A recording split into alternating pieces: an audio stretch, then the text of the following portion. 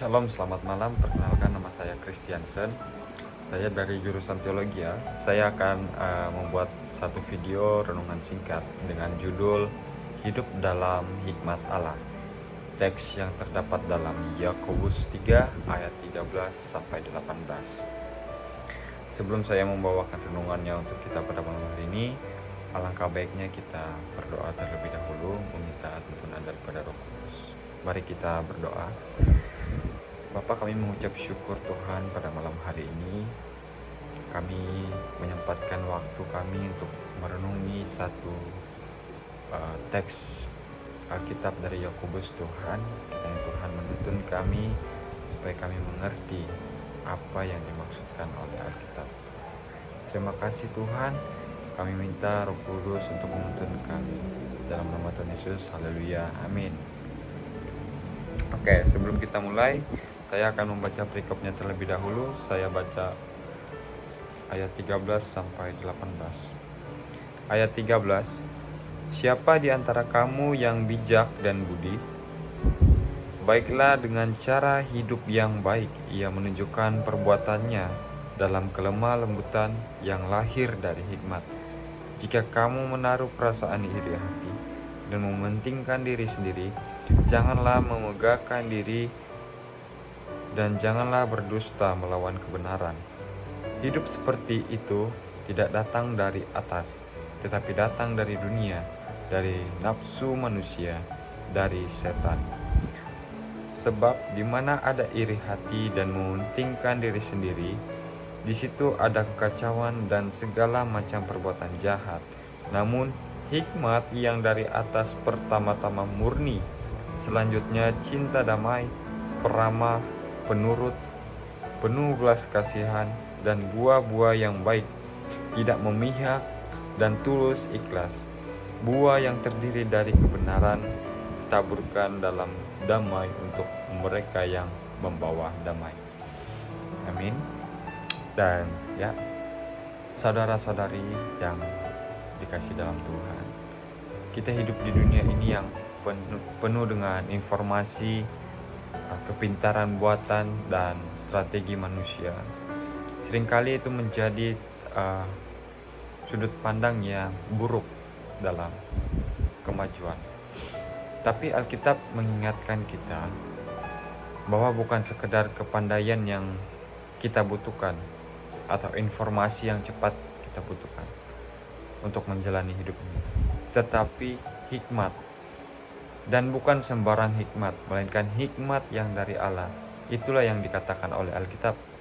Nah, hari ini kita akan merenungkan bagaimana hidup yang dikuasai oleh hikmat Allah itu berbeda dari hikmat yang ditawarkan dunia. Dan ini berdasarkan Yakobus 3 ayat 13 sampai 18. Nah, saya membagi beberapa poin.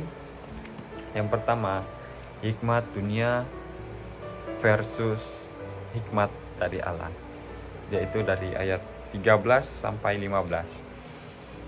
Yakobus mulai dengan pertanyaan yang tajam di dalam ayat. Siapakah di antara kamu yang bijak dan berbudi? Ayat 13. Tapi dia tidak menilai hikmat dari gelar atau kata-kata, melainkan dari perilaku dan perbuatan. Baik kehidupannya dan perbuatannya dilakukan dengan lemah lembut yang berasal dari hikmat Allah itu sendiri. Yakobus membedakan dua jenis hikmat. Yang pertama, hikmat duniawi. Hikmat duniawi ini ditandai oleh iri hati, mementingkan diri sendiri, kekacauan dan segala perbuatan jahat. Itu terdapat ayat 14 sampai 16. Nah, ini adalah hikmat yang tidak berasal dari atas, yang bersifat duniawi. Dan hikmat yang kedua, yaitu yang hikmat yang berasal dari atas, yaitu dari Allah. Ini menghasilkan damai, kasih, kepatuhan, dan kemurahan, atau juga ketulusan. Nah, pertanyaannya untuk kita dari poin pertama, hikmat mana yang kita pakai dalam mengambil keputusan, dalam berbicara, ataupun merespon orang lain? apakah hikmat duniawi atau hikmat yang dari Allah. Poin yang kedua, ciri-ciri hikmat dari Allah. Nah, di ayat 17 kita bisa melihat ciri-ciri hikmat yang dari Allah.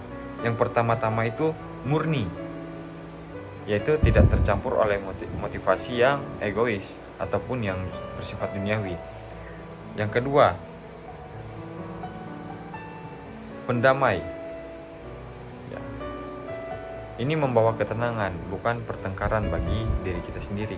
Peramah dan ataupun penurut, tidak keras kepala tetapi bisa diajar. Penuh belas kasihan dan buah-buah yang baik, tidak hanya punya niat baik tapi juga tindakan yang nyata, tidak memihak dan tidak munafik. Nah, inilah karakter hidup yang dikehendaki Tuhan dari anak-anaknya. Poin yang ketiga, buah dari hidup dalam hikmat Allah, terdapat dalam ayat 18. Nah, Yakobus menutup dengan gambaran seorang petani dan buah-buah yang terdiri dari kebenaran ditaburkan dalam damai untuk mereka yang mengadakan damai.